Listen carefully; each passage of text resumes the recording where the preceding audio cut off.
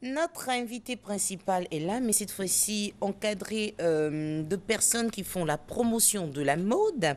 Et juste à côté de Savane, on peut retrouver Monsieur Hatsé Grégoire. Bonjour. Bonjour. Il sourit, il est à côté de Savane. Ben écoute, c'est pas tous les jours qu'on est à côté des savanes, C'est donc pas tous les jours, hein, voilà. ça vous fait Elle nous a plaisir. fait bien danser, hein. Oui, et puis Ouais, elle continue de le faire. Merci tout à d'être fait. avec nous. Merci. Vous êtes promoteur de mode Ouais. et aujourd'hui vous êtes venu avec de grandes dames de la mode. Permettez-moi, amis téléspectateurs, de vous présenter Madame Niagne Béatrice. Bonjour. Bonjour. Merci d'être avec nous.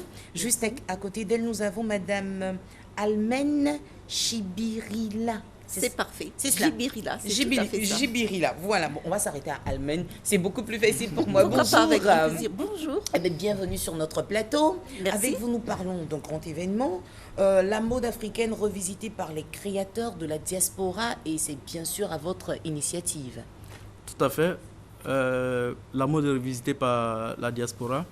Aujourd'hui, il faut reconnaître que la mode africaine commence à prendre de l'ampleur à l'international, vu toutes les actions de promotion que nous essayons, chacun à son niveau, de mettre en place pour faire connaître notre culture vestimentaire au-delà de nos frontières, tant en Europe, aux États-Unis. Et cela est représenté par notre diaspora, des Bien créatrices sûr. de mode, parce que Mme Almej Jibrila est l'icône de la mode africaine au niveau de Paris. Elle Merci. est la première, l'une des pionnières de la mode à Paris. À Paris. Elle a une école, une agence de mannequins, Très parce bien. que les deux vont ensemble. Elle a une école de formation qu'elle a implantée au niveau du Burkina Faso pour essayer de structurer et développer le métier de créatrice de mode.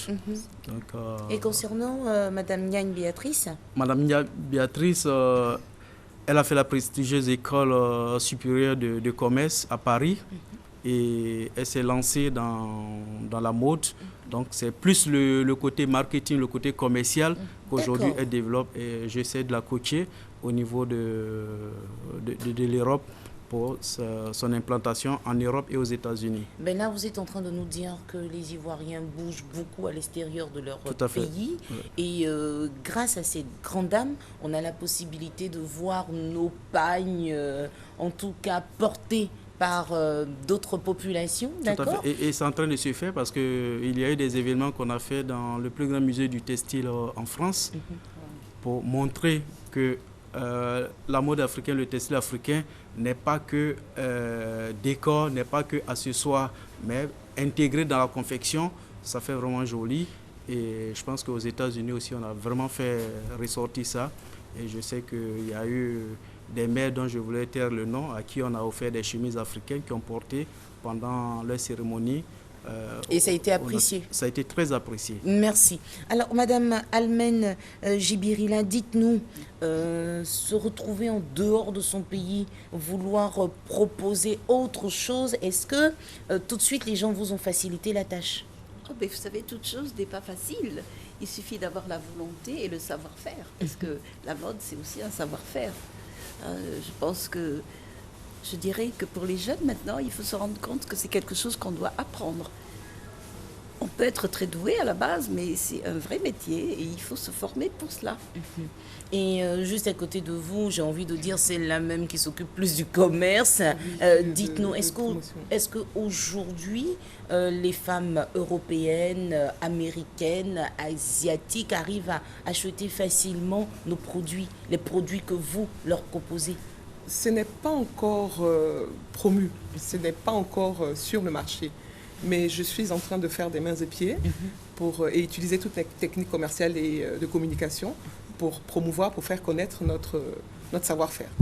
Mais tout de suite, on remarque que des Ivoiriennes, des Africaines, quand elles arrivent en Europe ou en Amérique, elles ne font pas forcément la promotion de ce que nous avons ici. Elles se mettent plutôt aux couleurs des femmes de l'autre côté. À moi, c'est tout à fait le contraire.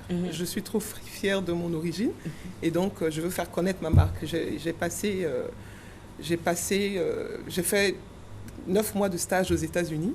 Et donc, même en hiver, je portais des tenues pour aller à l'église, je portais des tenues en pagne que les Américaines appréciaient. quand même. Hein. Ah oui. Madame Almen, dites-nous, on se dit que quand on part là-bas, il faut être en pantalon, il faut porter des petits hauts et puis mettre son manteau dessus. Est-ce que vos tenues sont appropriées? Parce qu'il y a la température de l'autre côté et il y a aussi le fait qu'on bouge beaucoup plus à pied là-bas par rapport à chez nous en Côte d'Ivoire. Oui, mais je pense que la tendance maintenant, c'est vraiment la mode africaine. Hein. Je pense que c'est reconnu par les couturiers. Et en ce moment, justement à Paris, le pagne est à l'honneur, le wax est à l'honneur. Bien évidemment, on l'associe à des matières un peu plus chaudes, puisqu'on n'est pas dans les mêmes climats. C'est cela. Mais je pense que maintenant, ça s'apprécie énormément. Énormément. Oui, il y a des grands magasins qui nous offrent la possibilité d'exposer. Donc, voilà, on en profite. Savannah, artiste vivant aujourd'hui à Paris, sinon entre Paris et la Côte d'Ivoire, est-ce que vous faites aussi à votre niveau la promotion des tenues africaines? Bien sûr, je vis maintenant à Paris, mais tout ce que je fais comme spectacle en Europe là-bas, je m'habille souvent en pagne. Je m'habille comme la dame, elle est bien habillée ce matin. Très bien habillée. Voilà, je m'habille comme ça, je mets mon manteau dessus, voilà. Et puis, bon, ça sort de l'ordinaire. Ça sort de l'ordinaire. Tout de suite, on se retourne, mais voilà. Attends, ça c'est pas habituel. Donc, ça. Voilà, franchement, ça fait très, très habillé. Je pense que la femme africaine n'est belle que dans sa tenue.